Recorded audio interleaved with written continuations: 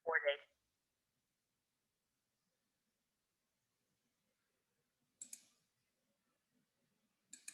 All right, good evening, everyone. We have a couple more people that are joining us.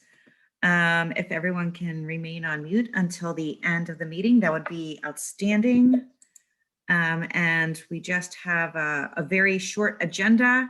So hopefully this can be short and sweet, and we'll equip folks with some tools and information about what's going on with the budget right now. And we'll send everyone on their way. So for the time being, if I can get everyone on mute, that way we eliminate any background noise and stuff like that. And also we're going to be recording this. So in case there's any questions or, folks want to share this with others, we can do that as well.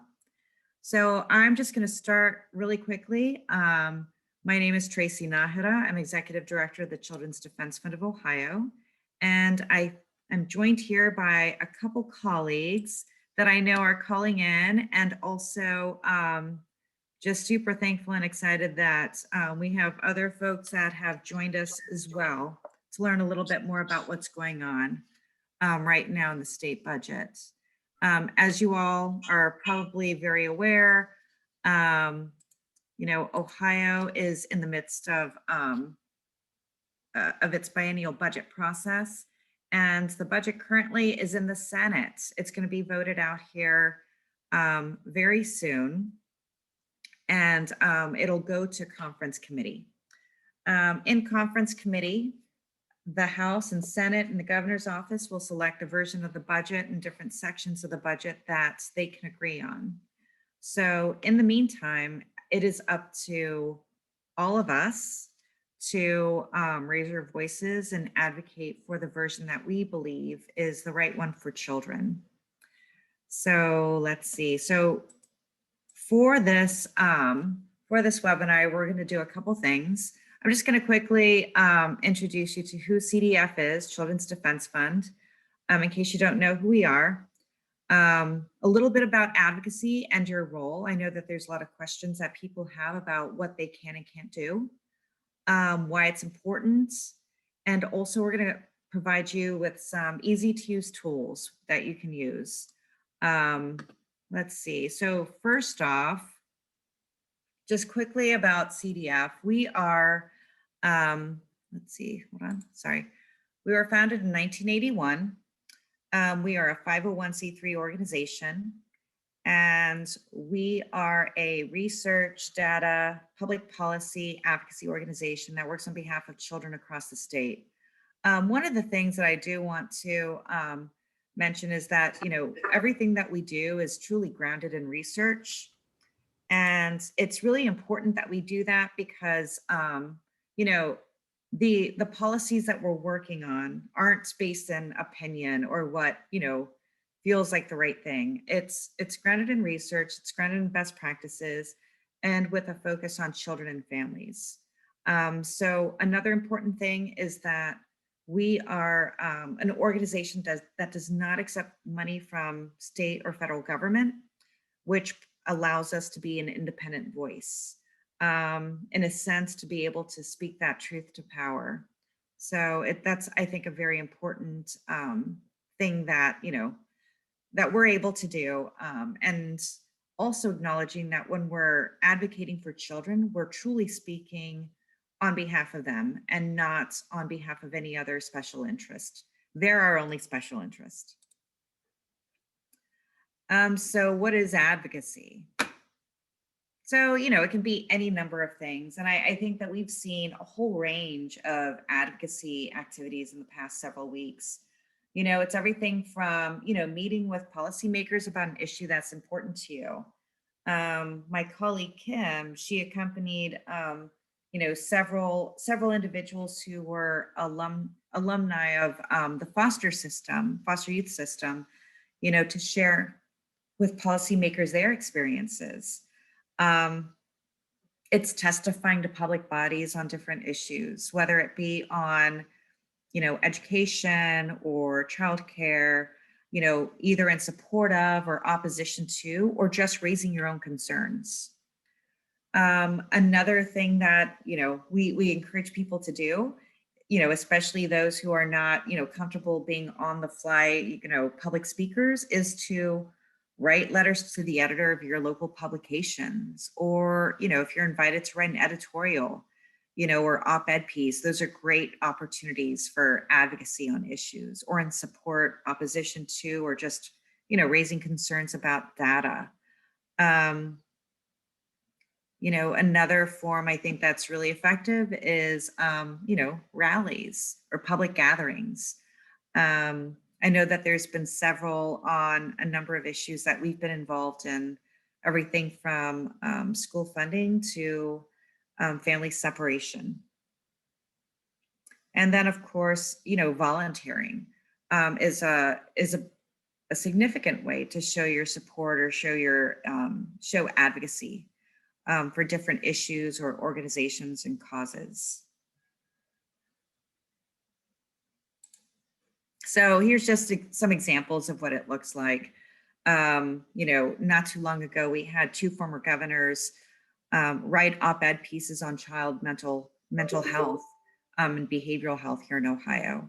And, that was picked up by the Columbus Dispatch, and it's been read by a number of folks that have been referencing it, and some of the findings of a report that we've done. Another thing is, building awareness on issues. So in other work, we've been able to gather panels to speak to legislators on things like, what does it look like when a parent has to relinquish custody of their child to get much needed health services because, either Medicaid or, other programs require that. Let's see. And here's some pictures of us testifying at the State House. And,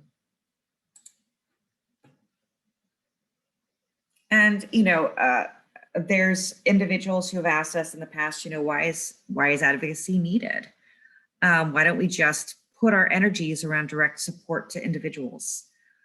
Something to keep in mind is that, everything we do, it's not direct support, but it enables that direct support to actually get funded and to work the way it needs to be people-centered. So honestly, advocacy is really important, and you can't have, effective direct service without advocacy to make sure that it's meeting the needs of actual individuals.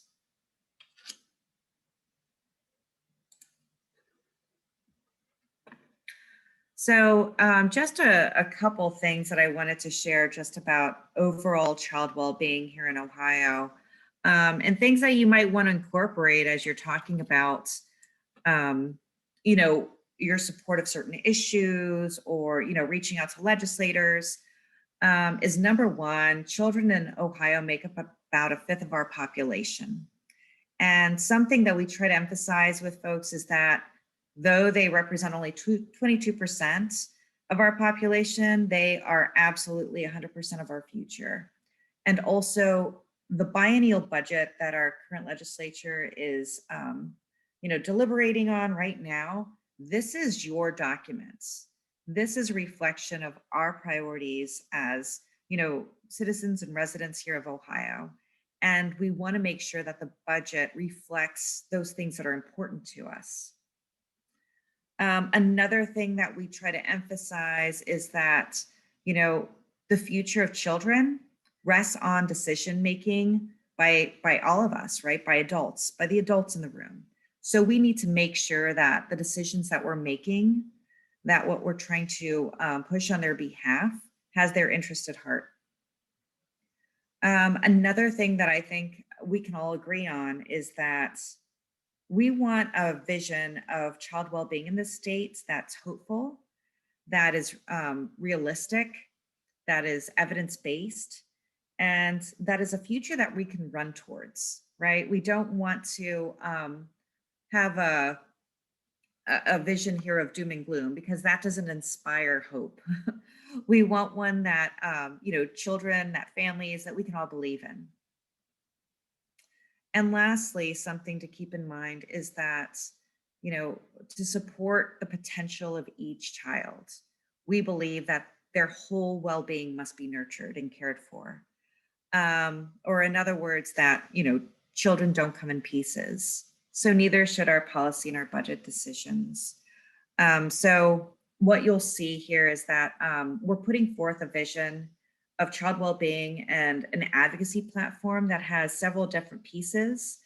And we're not necessarily asking folks to adopt all of them, but, more or less to pick and choose which of these areas, do you find most important or that you want to advocate for? And it can be any combination of the following. So you're going to have a lot of variety here to work with.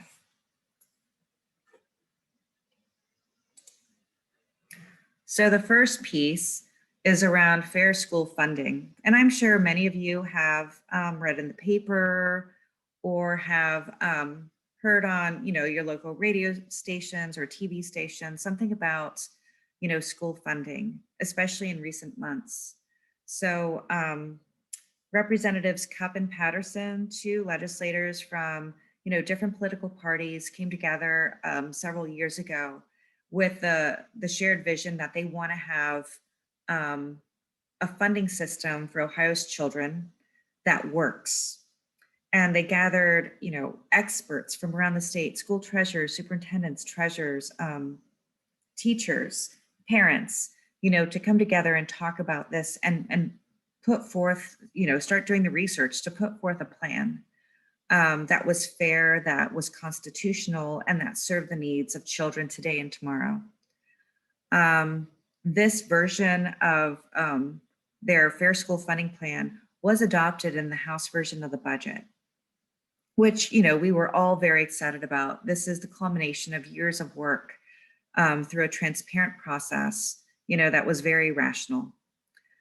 Unfortunately, when the budget went into the Senate decided that they would replace the House's version of a school funding plan with their own.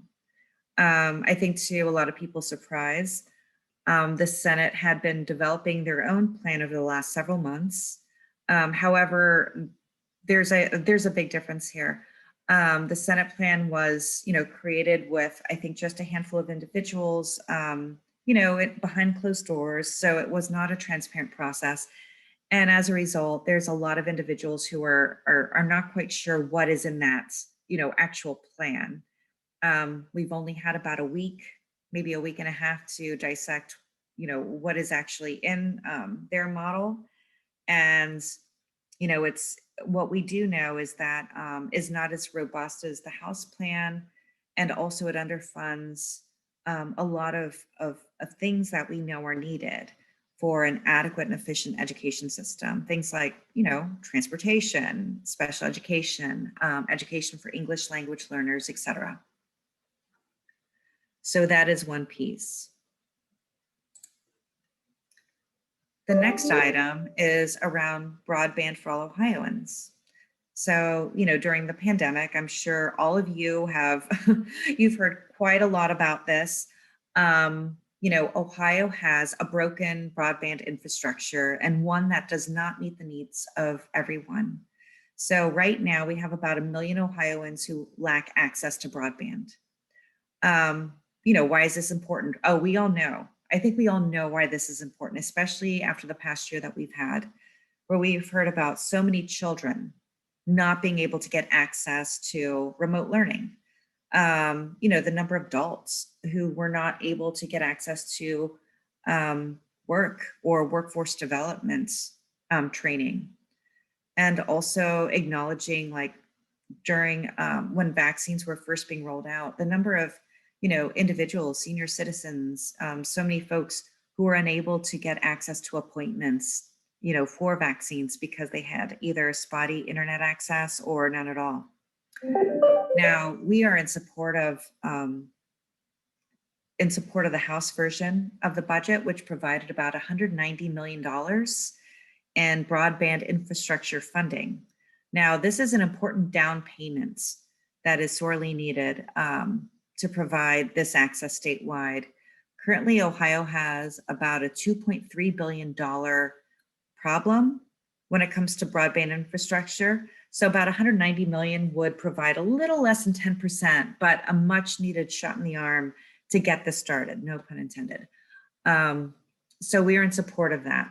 Now the Senate removed all broadband funding. So the House version is what we're advocating for. Next on our list is around children's health and wellness. So this is complicated. I'm not gonna shy away from this. This is a complicated issue. We've seen, some positives and negatives throughout the legislative process for the budget. And so there's a couple items in here that we want to point out.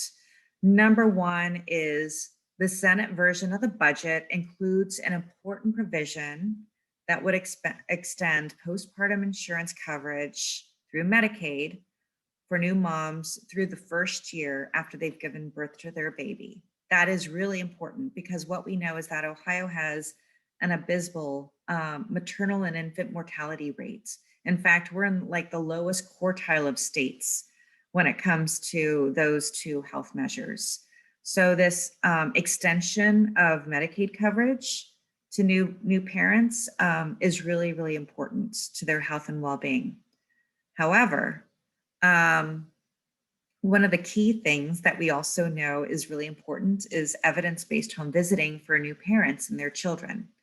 So the governor included an extension of this program for families through age 5 of their child, and also increase the frequency of nurse visits to families. Now, the Senate had removed that proposal in their version. So it's like, we have something good here, something not so good. So that's where it gets a little more tricky and complicated.